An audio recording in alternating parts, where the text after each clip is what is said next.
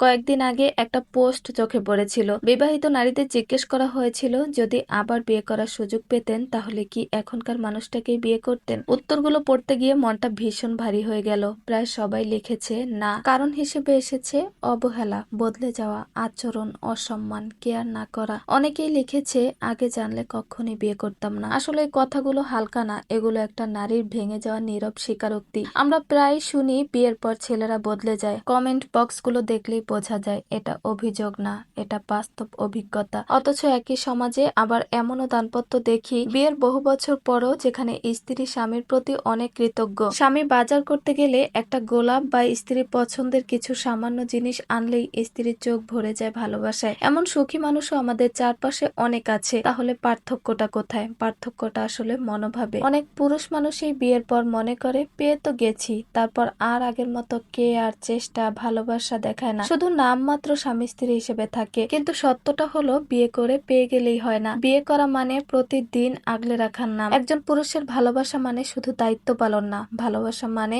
স্ত্রীর কথা মন দিয়ে শোনা, তার অনুভূতিকে গুরুত্ব দেওয়া, তাকে সর্বোচ্চ সময় দেওয়া যতটুকু সম্ভব হয়।